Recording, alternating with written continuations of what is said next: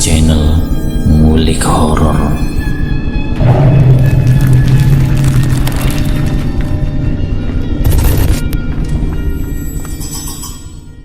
Assalamualaikum warahmatullahi wabarakatuh. Jumpa kembali di channel Ngulik Horor. Channel kami menceritakan tentang kisah-kisah misteri yang mungkin bisa menemani agan-agan dan sista semua ya. Kali ini saya akan melanjutkan kisah misteri yang berjudul Keluarga Tumbal Pesugihan bagian yang kedua. Yuk daripada kita lama-lama, langsung saja kita simak ceritanya. Tolong, tolong, teriakan Fiona dan Vioni terdengar. Zaki dan Ardian bergegas masuk ke dalam rumah, dan di kamar ibunya sudah kejang-kejang persis seperti ayahnya kemarin. Ardian, kau jaga ibu dan adik-adik, aku akan pergi sebentar, ujar Zaki seraya berlari keluar. Satu yang ia pikirkan saat itu, yaitu meminta bantuan pada Pak Abidin. Zaki mengendarai mobil almarhum ayahnya. Ia melaju menerobos gelapnya jalanan pada malam itu. Setelah beberapa saat kemudian, ia sampai di halaman rumah Pak Abidin. Suara rem yang berdecit seakan memecah keheningan malam. Pak Abidin terlihat membuka pintu. Ia memegang tasbih di tangannya. "Nak Zaki," ucapnya. "Pak, saya minta tolong, Pak. Bisakah malam ini Bapak ke rumah saya? Ibu saya disantet, Pak," isak Zaki. "Astagfirullahaladzim," ucap Pak Abidin. "Baik, Bapak ambil sesuatu di dalam dulu ya," ujar Pak Abidin sebelum masuk ke dalam rumahnya. Beberapa saat kemudian ia keluar lagi. Tak nampak ia membawa apa-apa. Namun itu tidaklah penting. Bagi Zaki sekarang yang penting adalah keselamatan nyawa ibunya. Setelah Pak Abidin masuk ke dalam mobil, mereka pun langsung berangkat. Di tengah jalan ia terus meneteskan air mata. Cit, brak! Zaki hampir saja menabrak seekor kucing hitam yang tiba-tiba melintas di jalan. Untungnya ia dengan cepat langsung menginjak rem penuh hingga tak sempat menabrak kucing tersebut. "Fokuskan mengemudi, nak. Jangan panik. Tetap tenang," kata Pak Abidin. Zaki menghela nafas, lalu kembali melanjutkan perjalanan. Sesampainya di halaman rumah, Pak Abidin melihat ke sekeliling rumah besar milik keluarga Zaki tersebut. Ia menggeleng-geleng pelan. "Astagfirullahaladzim, ini benar-benar dikirim dengan tujuan membunuh kalian satu keluarga," ucap Pak Abidin seraya berjalan masuk diiringi oleh Zaki. Tiba-tiba entah dari arah mana ada sebuah batu kecil mendarat di tengguk Zaki yang mengakibatkan ia mengadu kesakitan. "Siapa sih lempar-lempar batu? Kena orang tahu," bentak Zaki seraya mengelus tengkuknya yang terasa sakit.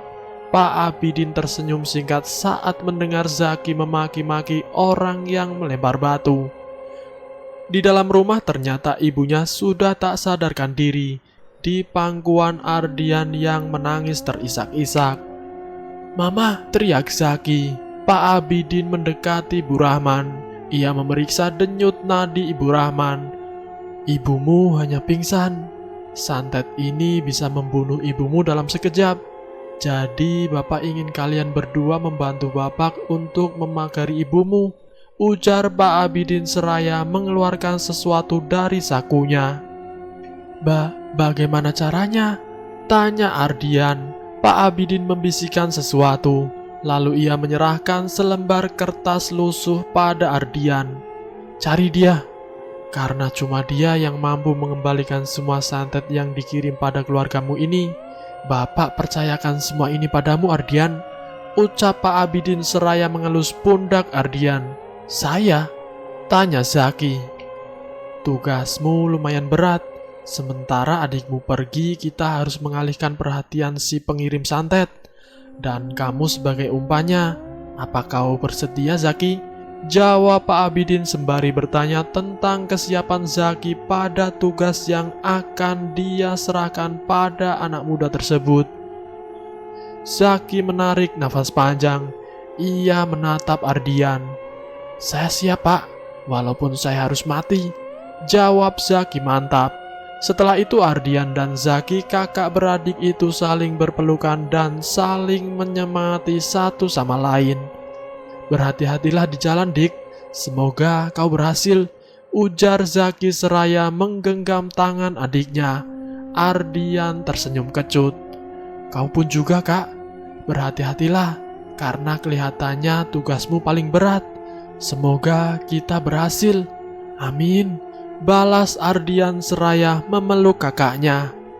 Ada air bening mengalir di pipi keduanya. Mereka tak pernah seakrab itu dulu, dan malam ini mereka akan menyatukan kekuatan dan saling menyemangati satu sama lain. Pak Abidin tersenyum haru menyaksikan kedua kakak beradik tersebut. "Berhati-hatilah, jangan lupa baca bismillah. Mantapkan langkahmu dan yakinlah hatimu jika Allah selalu bersama kita, melindungi kita semua," pesan Pak Abidin saat Ardian sudah bersiap keluar rumah. Sebelum berangkat, Ardian menyalami Pak Abidin dan juga Zaki. "Saya berjanji akan membawa dia kemari," ucap Ardian saat bersalaman dengan Pak Abidin.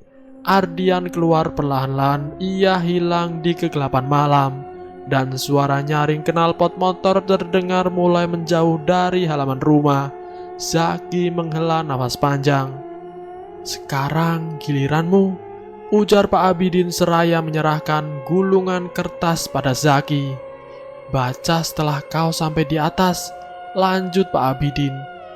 Zaki mengangguk dan langsung berjalan ke arah tangga. Baru 4 anak tangga yang ia naiki, ada rasa takut di dalam hatinya. Namun ia mantapkan langkahnya sambil membaca bismillah seperti apa yang dikatakan oleh Pak Abidin tadi. Sementara itu Ardian terus menambah kecepatan motornya menuju sebuah alamat yang tertera di secari kertas lusuh yang diberikan oleh Pak Abidin tadi. Di tengah jalan ia dihadang seorang lelaki tua renta berpakaian hitam. Janggutnya yang sudah panjang dan memutih tak terurus. "Kakek mau kemana?" tanya Ardian ramah. "Seharusnya aku yang bertanya. Mau kemana kau malam-malam seperti ini?" ujar lelaki tua renta seraya menatap tajam ke arah Ardian. "Maaf kek, saya hanya ingin mencari seseorang," jawab Ardian. "Kedatanganmu kemari sudah menggangguku," bentak lelaki tua renta. "Maaf kek, tapi saya merasa tidak pernah mengganggu kakek. Tapi jika kakek beranggapan begitu, saya minta maaf yang sebesar-besarnya pada kakek," jawab Ardian masih dengan nada ramah. "Cuy, anak kemarin sore seperti kamu ini bisanya hanya menjawab saja," bentak si lelaki tua renta tersebut. Ardian menarik nafas panjang. Ia mulai terpancing emosi oleh perkataan si kakek.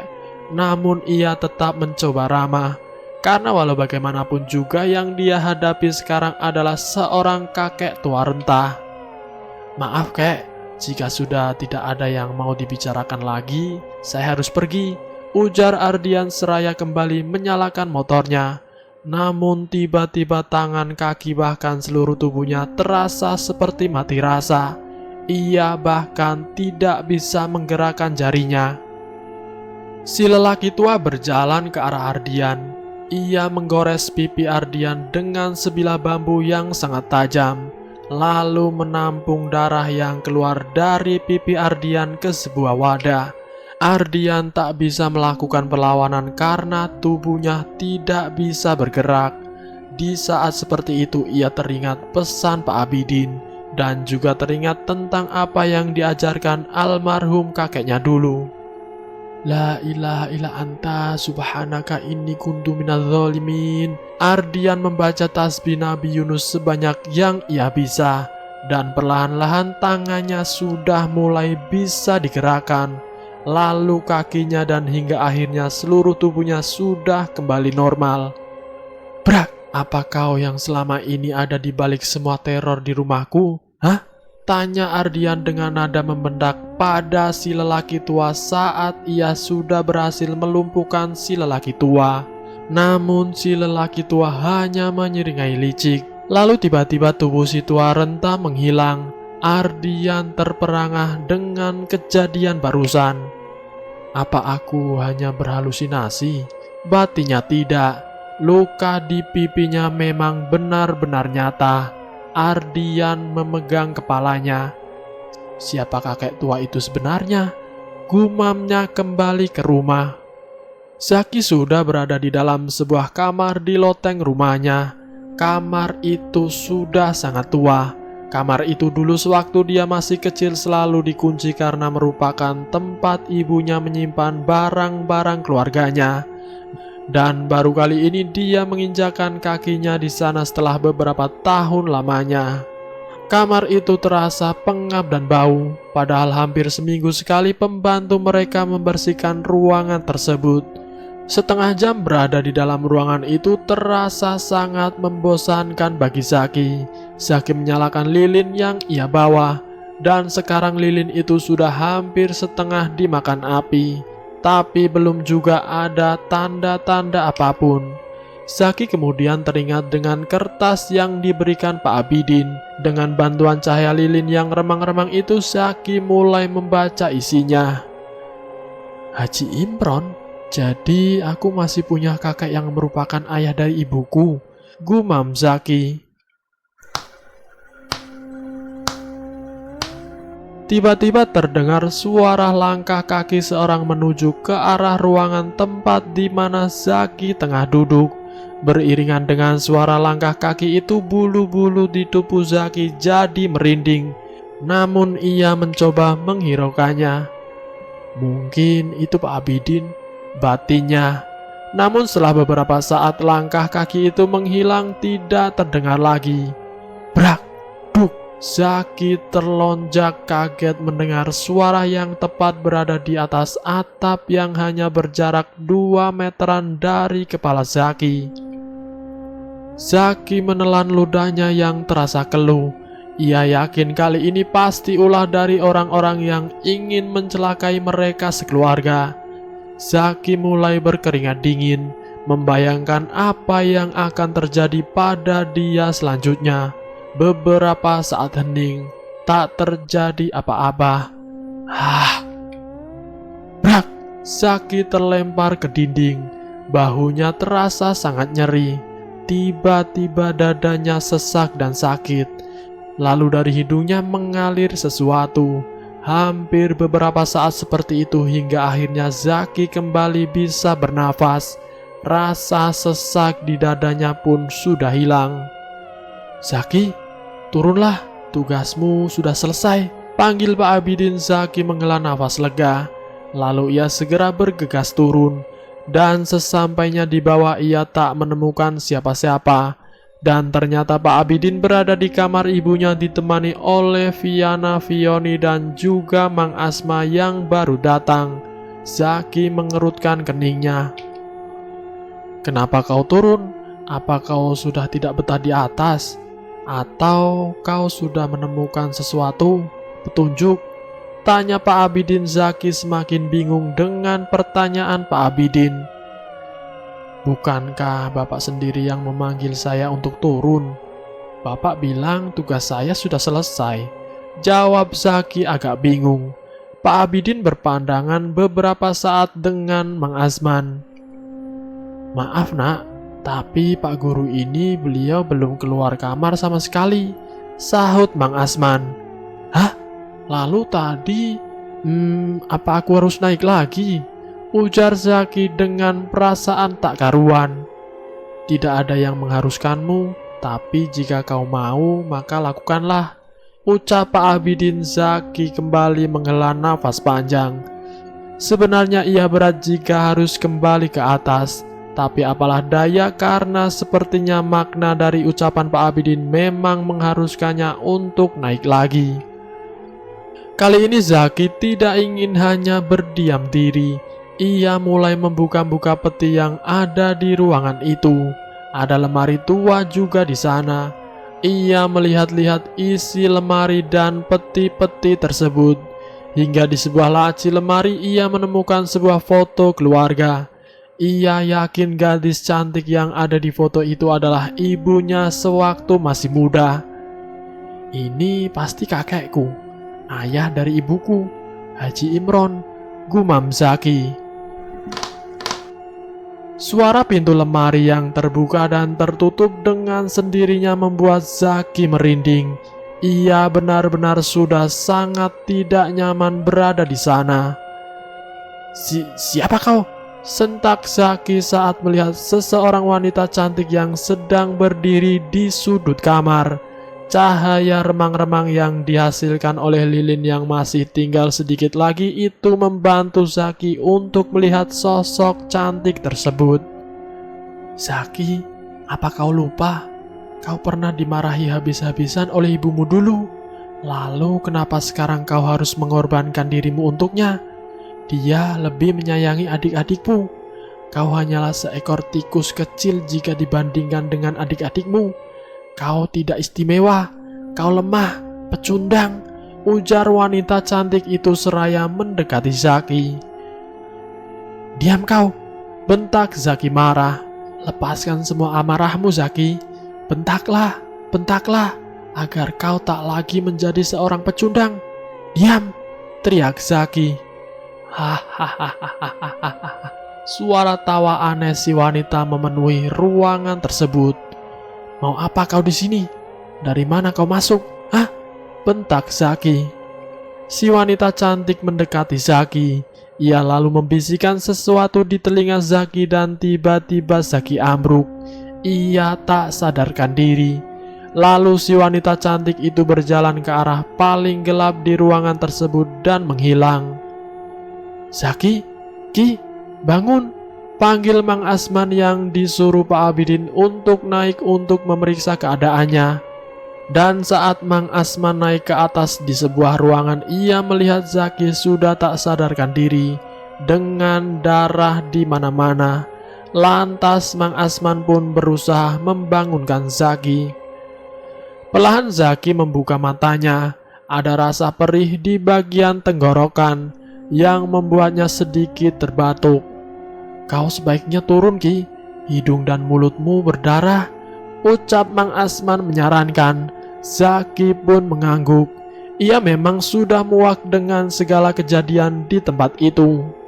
Dengan dibantu Mang Asman, Zaki turun ke bawah. Saat tiba di bawah, Zaki berjalan terhuyung-huyung ke arah dapur untuk sekedar membasuh wajahnya yang bekas darah. Di tempat lain, Ardian sudah sampai di sebuah rumah yang tidak terlalu besar namun terlihat lumayan mewah. Ardian mengetuk pintu rumah tersebut, berharap seorang akan datang untuk membuka pintu. Namun setelah beberapa saat mengetuk, tak juga ada seseorang yang membukakan pintu untuknya. Ardian mengelilingi rumah tersebut. Ia melihat bayangan seseorang di atas. Lalu ia mengambil sebuah batu dan melemparkannya ke jendela kaca tempat ia melihat bayangan orang tadi. Siapa itu? Tanya seorang laki-laki saat membuka jendela kamarnya. Saya Ardian, saya kemari ingin bertemu dengan kakek saya, Haji Imron, jawab Ardian. Si lelaki yang tadi berada di jendela terlihat bergegas meninggalkan jendela. Lalu beberapa saat kemudian terdengar suara seseorang memanggilnya dari pintu rumah. Ardian pun bergegas berlari ke arah pintu. Maaf jika saya datang malam-malam begini mengganggu Bapak. Sebenarnya saya kemari ingin bertemu kakek saya. Namanya Haji Imron. Saya mendapatkan alamat ini dari Pak Abidin, kata Ardian sebelum ditanya si lelaki yang dari wajah terlihat masih berusia 50 tahunan itu. Sayalah Haji Imron, kamu anak Fatmasari ya? Ujar si lelaki yang mengaku Haji Imron. Ardian melongo tak percaya. Masa iya kakekku muda begini? Kakek kandung atau gimana ini? Batin Ardian bertanya-tanya seakan tahu apa yang dipikirkan Ardian.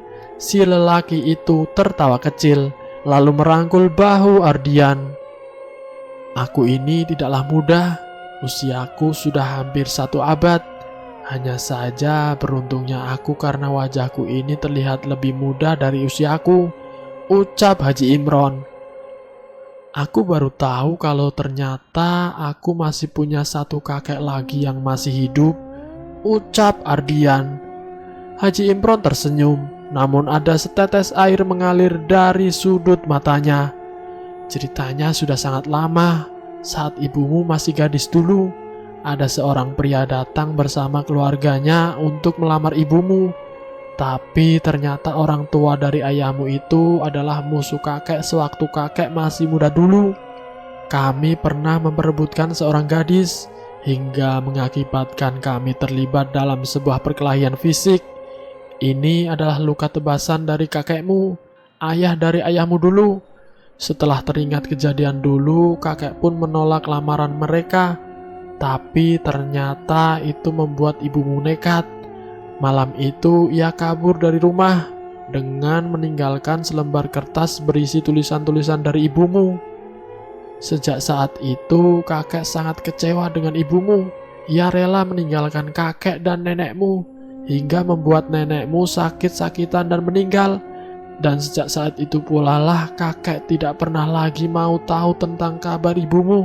Cerita Haji Imron seraya mengusap air matanya. Kakek dan ayah sudah meninggal, kek, dan sekarang ibuku sekarat. Kata Pak Abidin, kami sekeluarga disantet, ucap Ardian seraya menatap lekat wajah kakeknya. Santet? Kenapa kau tak bilang dari tadi? Ayo sekarang juga kita pergi ke rumahmu, ujar Haji Imron seraya mengambil sebuah tas yang berada di sebuah laci meja.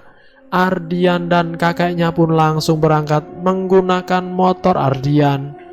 Di perjalanan itu keduanya tak banyak bicara, hanya suara knalpot bising yang mewarnai perjalanan mereka.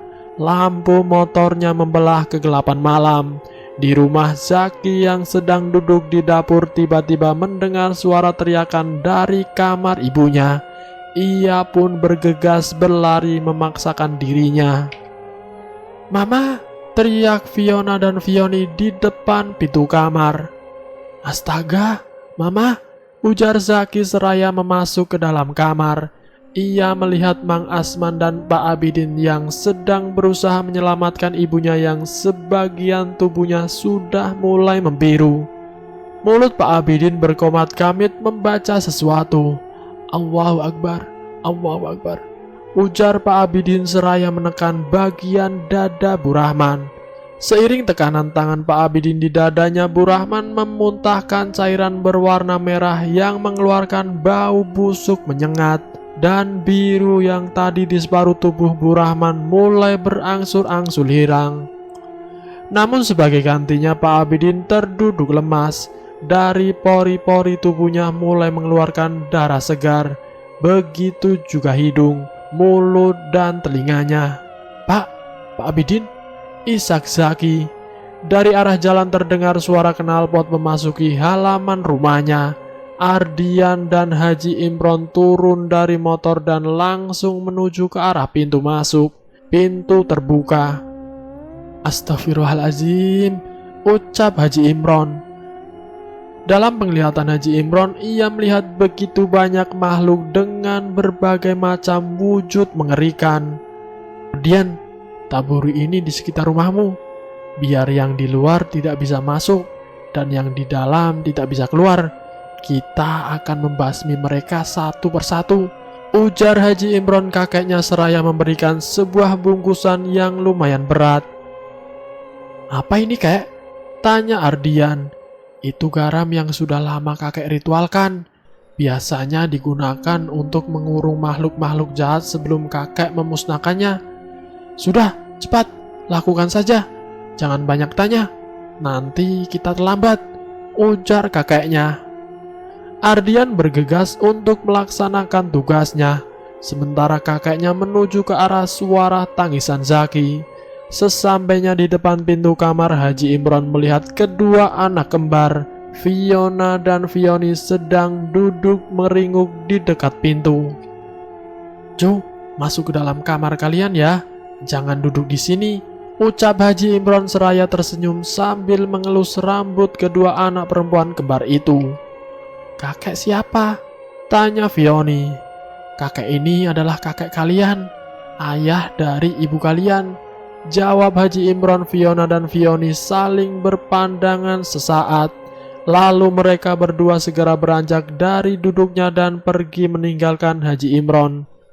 Di dalam kamar ia melihat sahabat karibnya, Pak Abidin, tengah sekarat. "Untung aku datang tepat waktu," gumam Haji Imron seraya merogoh sakunya untuk mengambil sesuatu. "Kunyah," ujar Haji Imron seraya memasukkan sesuatu ke dalam mulut Pak Abidin. Pak Abidin mulai mengunyahnya. Sesaat setelah mengunyah sesuatu yang diberikan oleh Haji Imron, darah-darah yang tadinya keluar dari telinga, mata, hidung, serta yang keluar dari pori-pori Pak Abidin berhenti mengalir. Namun Pak Abidin masih lemas karena sudah kehilangan cukup banyak darah. "Berikan dia air rebusan daun, pucuk lambiding. Di sini dipercaya sebagai penambah darah alami, banyak dikonsumsi wanita setelah melahirkan," ujar Haji Imron kepada Mang Asman. "Dikasih garam atau tidak usah, Ji?" tanya Mang Asman. "Tidak usah dikasih apa-apa selain air," jawab Haji Imron. "Cuk, tolong kau ambilkan sahang atau merica bijian dan bawang tunggal, bawa kemari cepat ya," perintah Haji Imron. Zaki terdiam sesaat, lalu bergegas keluar dan berlari menuju dapur. Di sana ia mencari-cari bungkusan sahang. "Mau cari apa, Nak?" tanya Mang Asman yang baru saja masuk lewat pintu dapur sambil membawa pucuk lambiding. "Mau cari sahang sama bawang tunggal," jawab Zaki sambil terus mencari-cari di mana letak benda yang dibutuhkan oleh Haji Imron. Mang Asman membuka sebuah lemari kayu di dapur dan mengambil sesuatu wadah sahang lalu menyerahkannya pada Zaki. Setelah itu Mang Asman mengambil keranjang kecil yang terbuat dari anyaman rotan tempat bawang dan mulai mencari-cari bawang tunggal. "Ini Ki, bawang tunggalnya," ujar Mang Asman seraya memberikan sebiji bawang merah tunggal. "Terima kasih, Mang," ucap Zaki saat menerima bawang tunggal tersebut. Di dalam kamar Haji Imron mengusap air mata yang jatuh di pipinya. Ia begitu sedih melihat Bu Rahman yang saat itu sudah tak sadarkan diri lagi. "Aku akan mengembalikan semua ini kepada yang mengirimnya," ujar Haji Imron dengan gigi yang bergemeretak. "Ini bawang tunggal dan sahangnya," kata Zaki seraya menyerahkan bawang tunggal dan sahang. Setelah menerima bawang dan sahang tersebut, Haji Imron menyuruh Zaki untuk keluar membantu adiknya, Ardian, yang sedang mengemban tugas dari Haji Imron tadi. Setelah Zaki keluar, Haji Imron menutup pintu kamar, mengunci rapat-rapat, serta menaburkan sesuatu di sekeliling kamar. Entah apa yang sedang Haji Imron lakukan di dalam kamar terkunci itu. "Ardian," panggil Zaki saat melihat sekelebat bayangan menuju ke arah kamar adik-adiknya. Hening tak ada sahutan. "Hei Ki, ada apa?" sapa Ardian dari arah berlawanan dengan bayangan yang tadi menuju ke arah kamar adik-adiknya itu. Zaki bergegas berlari ke arah bayangan tadi, disusul oleh Ardian yang nampak kaget saat melihat Zaki berlari.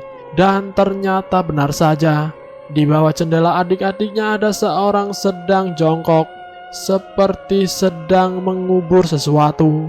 Belum sempat orang misterius itu kabur, Zaki langsung menerjangnya hingga terjungkal. "Siapa kau sebenarnya? Hah?" ujar Zaki dipenuhi amarah. "Ardian, cari sesuatu yang ia kubur di situ," perintah Zaki pada adiknya.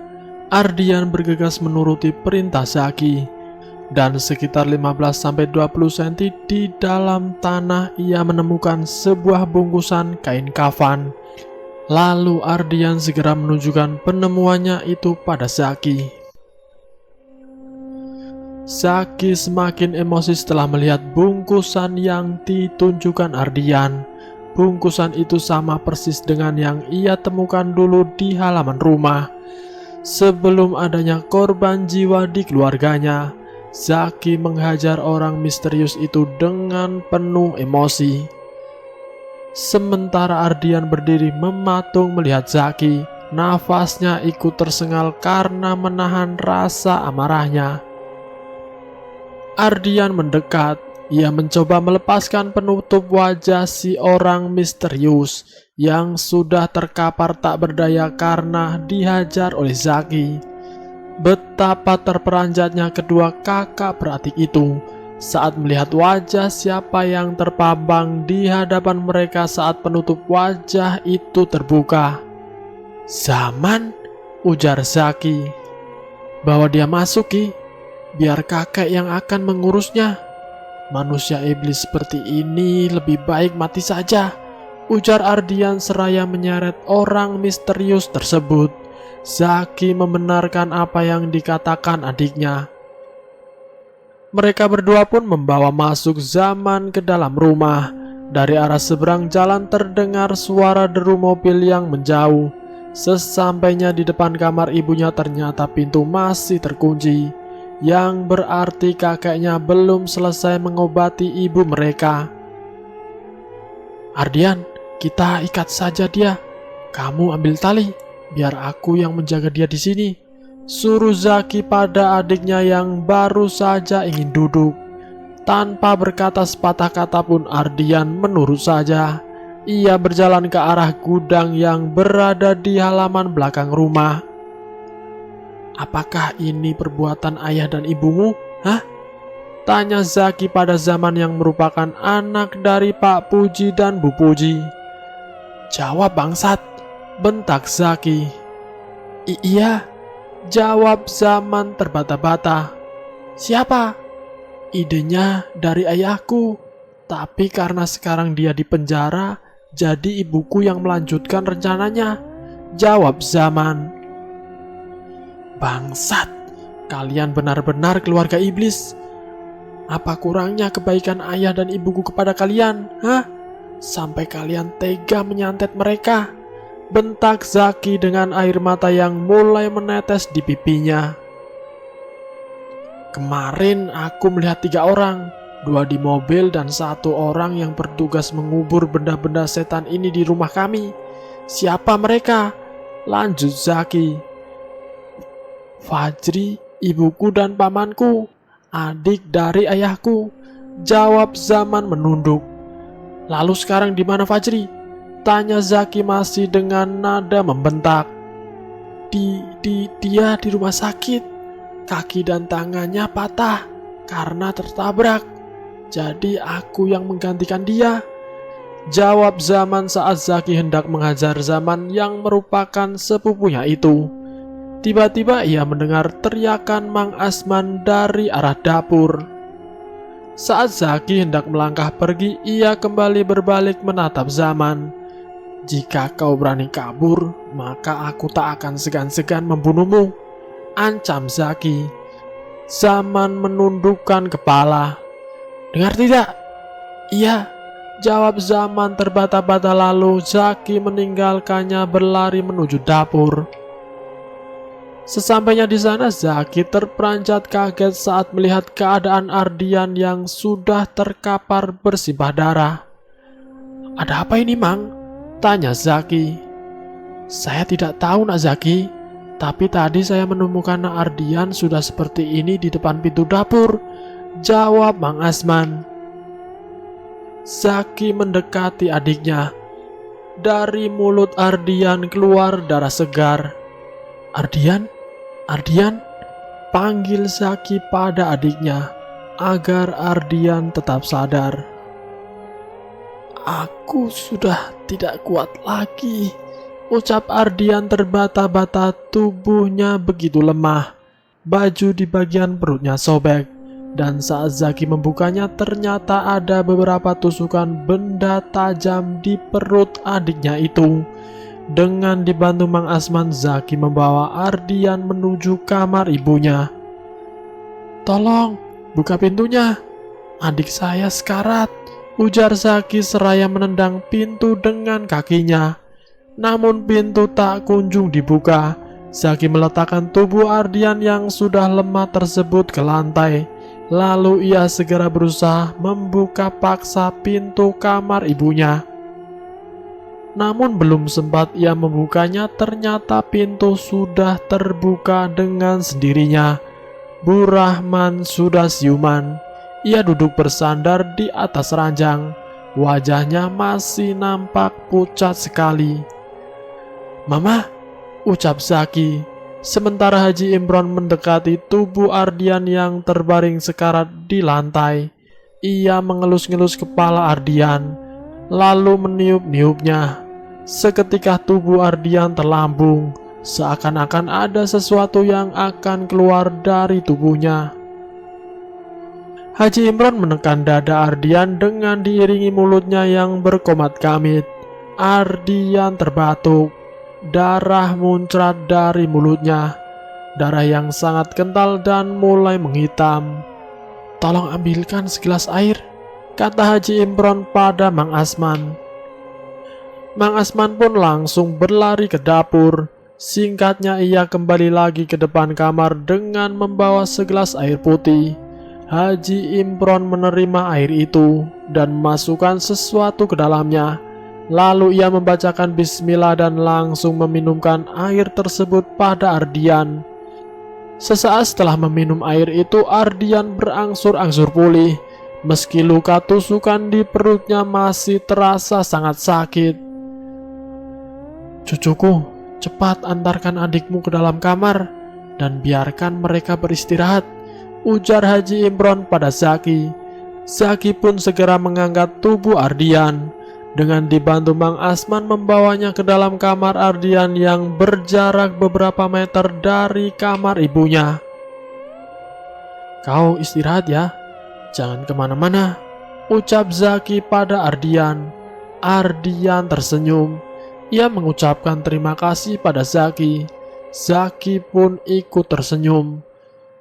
"Semoga semua musibah yang menimpa kita berakhir malam ini," ucap Ardian penuh harapan. "Amin." Zaki dan Mang Asman meninggalkan Ardian sendirian di dalam kamarnya. "Cucuku, apakah kau siap jika kita berangkat malam ini untuk mencari rumah dukun yang mengirimkan santet ini kepada keluargamu?" tanya Haji Imron menatap Zaki. Zaki mengalihkan pandangannya pada ibunya dan juga pada Pak Abidin yang masih terbaring lemah. "Bagaimana dengan mereka?" tanya Zaki. "Asman menjaga mereka," jawab Haji Imron. Zaki teringat sesuatu. Ia pun tersadar jika Zaman sudah tidak ada lagi di sana. "Sialan, rupanya dia sudah kabur," umpat Zaki. "Biarkan saja, dari dia kita akan bisa menemukan mereka semua," ujar Haji Imron. Zaki mengambil kunci mobil almarhum ayahnya. "Kami berangkat, doakan saja dari sini. Semoga kami berhasil. Dan kau Asman, jika nanti kau mendengar suara macan, maka pergilah bawa mereka sahabatku, anakku dan cucuku ke rumah sakit. Aku percayakan semuanya padamu," ucap Haji Imron. "Kita berangkat menggunakan motor saja, biar nanti mobil untuk Asman membawa ibu dan anak serta Pak Abidin ke rumah sakit," kata Haji Imron seraya menatap Zaki yang sudah memegang kunci mobil. Zaki sedikit merasa aneh, karena sebenarnya dia tidak bilang apa-apa kalau ia akan menggunakan mobil. Tapi lelaki di depannya ini seakan bisa membaca pikiran Zaki. Saat sudah berada di atas motor, keduanya sama diam, hingga akhirnya Haji Imron memulai pembicaraan. "Apa kau tahu siapa aku?" tanya Haji Imron. Zaki mengangguk. "Aku pernah melihat foto ibuku bersama bapak. Kakek, tapi aku ragu apakah benar dugaanku itu, jawab Zaki gelagapan. Karena ia bingung panggilan apa yang pantas untuk laki-laki yang sepertinya masih seumuran Mang Asman atau bahkan mungkin lebih muda jika dilihat dari wajahnya. Haji Imron terkekeh, perutnya terasa geli setelah mendengar jawaban cucunya itu. Aku ini ayah kandung dari ibumu, usiaku sudah hampir 1 abad, jadi kau tak usah bingung mau memanggil aku apa. Karena aku ini adalah kakek kandungmu, ujar Haji Imron. Zaki tersenyum kecut. Ia benar-benar tak menyangka mempunyai kakek semuda itu. Kalau dilihat dari wajahnya bisa ditebak jika usianya masih lumayan muda. Bahkan mungkin hanya tua 10 tahun dari ibunya. Benar-benar aneh, ucap Zaki membatin. Di tengah jalan mereka dihadang seorang laki-laki tua renta. Karim, gumam Haji Imron saat melihat lelaki tua yang berdiri di tengah jalan itu. Siapa dia, kek? Tanya Zaki. Tak ada jawaban. Kakeknya turun dari motor dan segera mendekati si lelaki tua renta. Apa kabar Imron? Tanya si lelaki tua. Alhamdulillah, seperti yang kau lihat. Aku sangat baik-baik saja, jawab Haji Imron.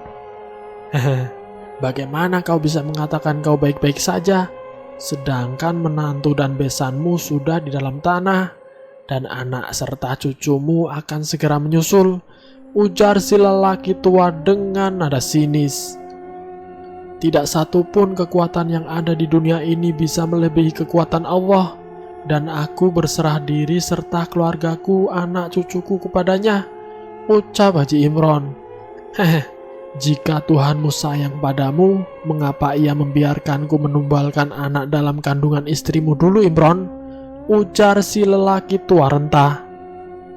Hanya Allah yang tahu, dan aku percaya Allah sudah mengatur jalan yang terbaik untuk semua hambanya. Bertobatlah Karim. Aku sudah memaafkan semua kesalahan di masa lalu, kata Haji Imron. Diam kau, bentak si tua renta. Zaki, menyingkir, ujar Haji Imron seraya duduk bersila. Ia mengambil tasbih dari sakunya. Si lelaki tua renta melakukan sebuah gerakan aneh, lalu ia duduk dengan tangan yang menggenggam diletakkan di atas lututnya. Sesaat angin dingin berhembus menyapu dedaunan di jalan hingga menimbulkan sebuah bunyi yang entah kenapa mampu membuat Zaki merinding. Di jalanan itu tak ada satupun kendaraan yang melintas, hanya ada mereka saat itu. Allahu Akbar, Haji Imron menepuk tanah di depannya dan tiba-tiba si lelaki tua tersebut terjungkal ke belakang. Dari hidung dan mulutnya mengeluarkan darah segar. Bangsat, umpat si tua renta. Haji Imron tetap tenang.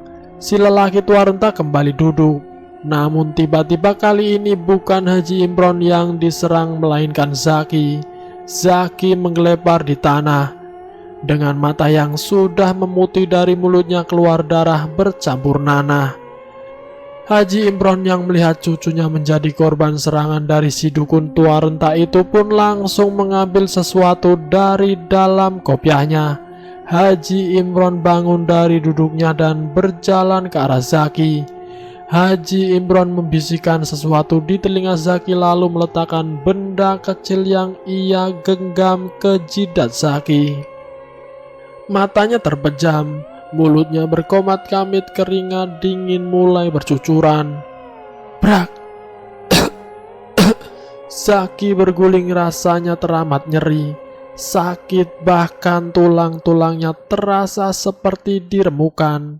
Serahkan dirimu pada Allah, Cuk, ucap Haji Imron. Dan di saat seperti itu tiba-tiba dukun tua renta bernama Karim itu langsung menyerang Haji Imron dari belakang. Darah mulai mengucur dari kepala Haji Imron. akibat terkena serangan benda tumpul yang dipukulkan oleh si tua renta ke kepalanya. Haji Imron mengusap darah tersebut. Ia tetap fokus untuk mengobati cucunya Zaki. Dan kesempatan itu yang digunakan oleh si tua renta untuk pergi meninggalkan mereka. Tubuh Zaki sudah dipenuhi darah yang ia muntahkan. Zaki perlahan memulih, namun kepalanya masih agak pusing. "Bagaimana rasanya sekarang?" tanya Haji Imron. "Masih sedikit pusing, Kek," ucap Zaki. Haji Imron membantu cucunya itu untuk bangun. "Apa kau ingin pulang?" tanya Haji Imron lagi. Zaki menggeleng pelan. "Apa kau yakin masih kuat?" "Ya, Kek, kita harus menyelesaikannya malam ini juga," jawab Zaki mantap. Ia lalu naik ke motor. "Kita kemana sekarang, Kek?" tanya Zaki. "Lurus. Nanti setelah itu ada belokan ke kanan. Kita belok kanan. Semoga saja dia masih tinggal di situ," ujar Haji Imron. Keduanya pun melanjutkan perjalanan yang sempat berhenti oleh dukun tua renta tadi. Sesuai dengan petunjuk yang diberikan oleh kakeknya tadi, setelah sampai belokan, Zaki pun segera berbelok ke kanan. Sekitar setengah jam setelah memasuki jalanan tersebut, mereka berhenti di persimpangan jalan. "Kita belok kemana, Kek?" tanya Zaki bingung. "Ikuti alur jalan setapak itu," jawab kakeknya seraya menunjukkan jalan setapak di sisi kiri jalan. Jalanan itu sangat gelap, bahkan cahaya bulan pun tak sanggup menembus rimbunnya pohonan di sana. Semakin masuk ke dalam jalanan itu, semakin ditutupi rumput yang tebal. "Apa benar ini jalannya, Kek? Sepertinya jalan ini sudah tidak pernah digunakan lagi," tanya Zaki sambil fokus agar mereka tidak terbalik. "Stop, Cuk. Itu rumahnya," ujar Haji Imron. "Rumah?" tanya Zaki yang tidak melihat ada rumah di arah yang kakeknya tunjukkan. Haji Imron turun, lalu ia melepaskan kopiahnya dan langsung mengibaskannya ke wajah Zaki. Dan sesaat kemudian Zaki melihat sebuah rumah di depannya dengan lampu-lampu pelita yang berada di dinding dekat pintu. Zaki terperangah. Ia benar-benar hampir gila dengan semua yang terjadi. Mengapa bisa seperti ini? Batinnya bertanya-tanya. Pintu rumah itu terbuka. Dari dalam keluar seorang laki-laki tua yang tadi menghadang mereka di jalan. "Kukira kau sudah lupa menuju jalan rumahku, Imron," ujar si lelaki tua. "Tidak ada alasan untuk melupakan jalan menuju ke rumahmu, Karim. Jalan ini masih sama seperti dulu. Tidak ada yang berubah," ucap Haji Imron tersenyum. "Zaki cucuku, tetaplah di sini dan jangan putus berdoa. Jika kakek tidak kembali dalam 1 jam, maka pulanglah. Kakek menyayangimu dan adik-adikmu," pesan Haji Imron sebelum melangkah lebih jauh. Zaki meneteskan air mata. Ia sangat sedih mendengar ucapan kakeknya yang ia rasa itu sebagai pesan terakhir kakeknya. "Kakek, berhati-hatilah. Aku akan menunggu kakek di sini," ucap Zaki. Haji Imron tersenyum, lalu melangkah meninggalkan Zaki. Dan anehnya setiap kakeknya melangkah, tubuh kakeknya perlahan-lahan menghilang, diikuti dengan hilangnya rumah si dukun tua renta. Zaki menunggu sambil membaca doa. Ia juga mendoakan kakeknya agar bisa kembali dengan selamat. 30 menit kemudian masih tak ada tanda-tanda dari kakeknya. Hanya suara-suara binatang malam yang berbunyi saling bersahut-sahutan. Zaki mulai gelisah. Ia mulai merasakan sesuatu yang ganjil berada di sekitarnya. Dan semakin ia gelisah, semakin terasa pula keganjilan yang ada di sekitarnya. Zaki menarik nafas dalam. Ia mencoba tetap tenang, tetap berdoa. Tenggorokannya terasa sakit, dadanya nyeri dan kepalanya mulai pusing.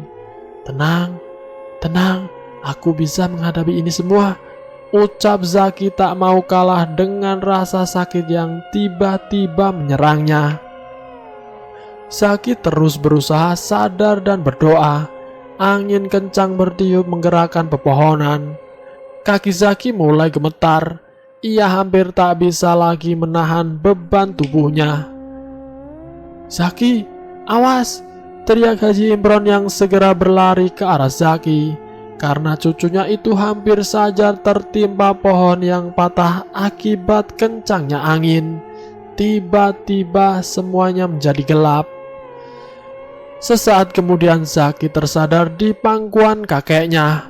Ia juga melihat api yang sudah melahap habis rumah yang di awal tadi merupakan rumah si dukun tua renta. Karim sudah mati. Sekarang tugas kita untuk mengajak tante dan pamanmu serta anak-anak mereka untuk kembali ke jalan yang benar. Jika tidak, maka terpaksa aku harus melepaskan semuanya, ujar Haji Imron. Zaki melihat kakeknya, di wajahnya masih terlihat bekas darah yang sudah mulai mengering. Zaki juga sudah sembuh dari sakit yang tadi sempat menyerangnya. Lalu keduanya pun berangkat menuju ke rumah Pak Puji. Singkatnya setelah mereka sampai sana, hari sudah hampir pagi. Mereka berdua mengetuk pintu, dan dengan wajah kesal Bu Puji membukakan pintunya. Haji Imron terlihat berbincang-bincang serius dengan Bu Puji.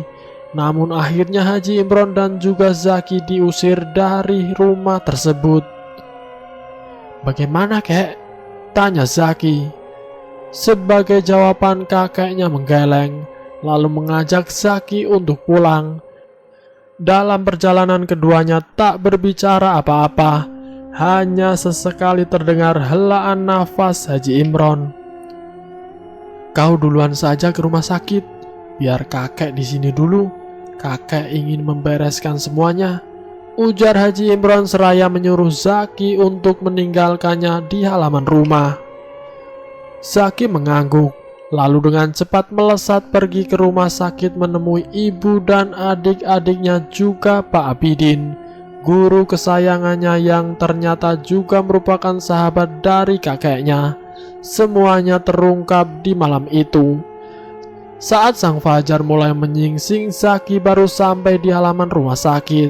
Ia segera berjalan berniat untuk masuk.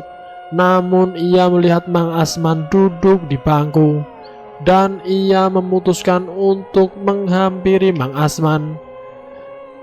"Bagaimana keadaan ibu dan Ardian juga Pak Abidin, Mang?" tanya Zaki seraya mengambil sebatang rokok milik Mang Asman yang ia selipkan antara jari jemarinya. "Alhamdulillah semuanya sudah mulai membaik, Nak. Amang baru saja membelikan pundut nasi untuk ibumu. Tadi dia pesan katanya mau dibelikan pundut nasi," jawab Mang Asman. "Nak Ki mau Amang belikan sarapan?" tanya Mang Asman. "Tidak usah, Mang. Saya hanya ingin menjenguk Mama. Tapi nanti saja deh. Saya pulang dulu saja. Mau mandi?" jawab Zaki seraya tersenyum. Lalu Zaki pun berpamitan untuk pulang pada Mang Asman. Singkatnya ia sampai di rumah.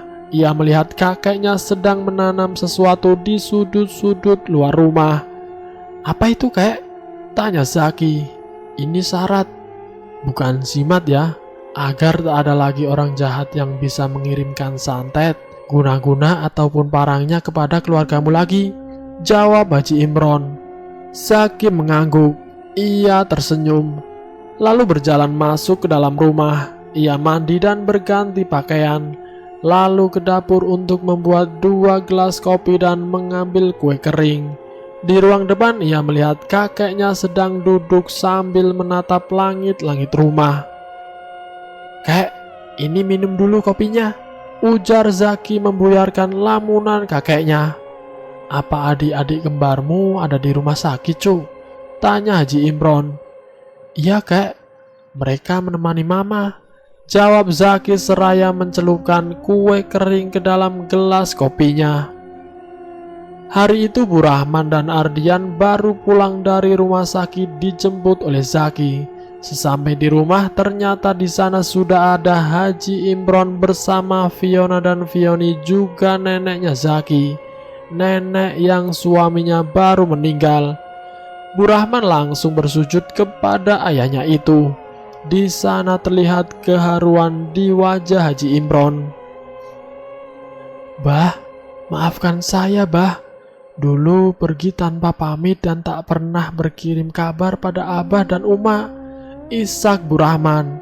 Haji Imron meneteskan air mata. "Sudah nak, sudah. Yang berlalu biarlah berlalu. Sekarang kau harus semangat dalam menjalani kehidupan yang mungkin tidak akan semudah dulu lagi. Sewaktu suamimu masih ada, kau harus terus membesarkan anak-anakmu," ucap Haji Imron seraya memeluk Bu Rahman, anaknya itu.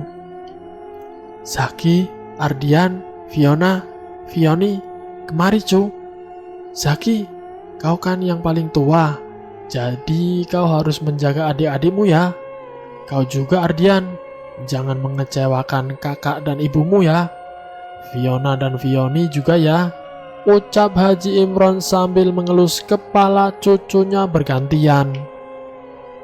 "Assalamualaikum," ucap seseorang dari arah pintu luar yang masih terbuka.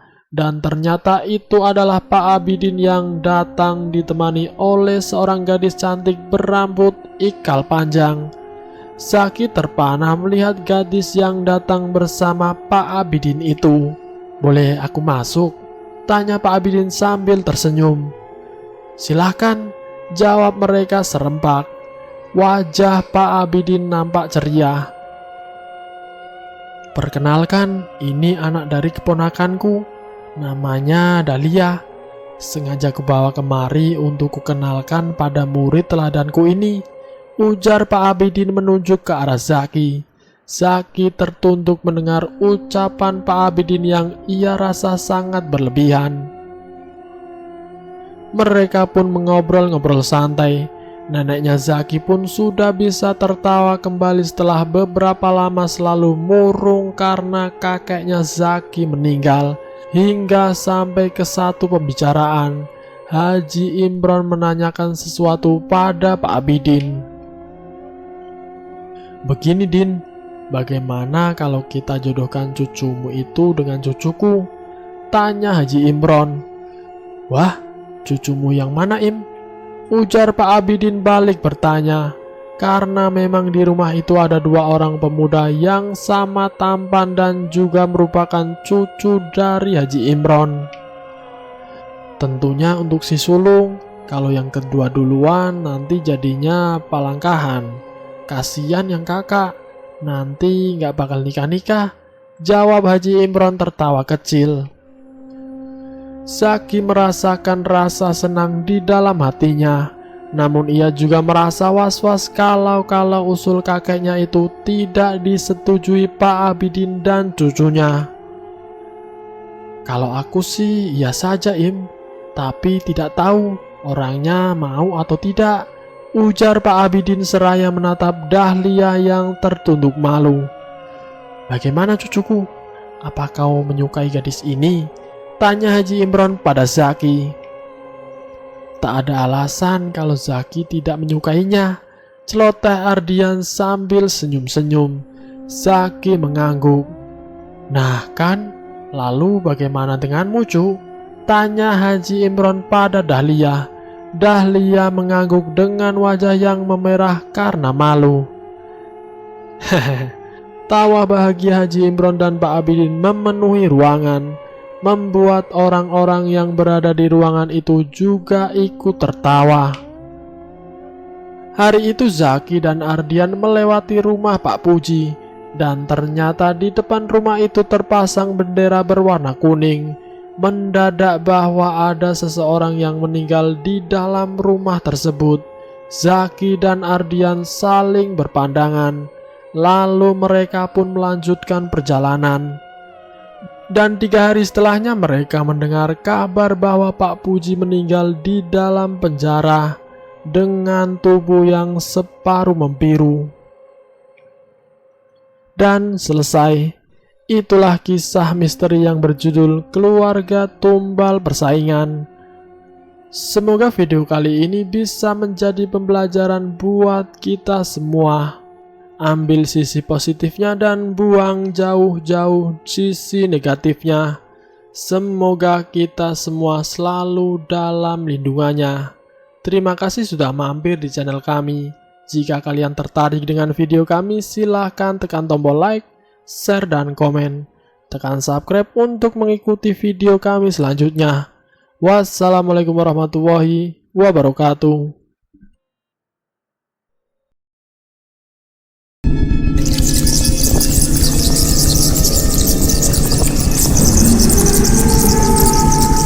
Selamat datang di channel Ngulik Horor.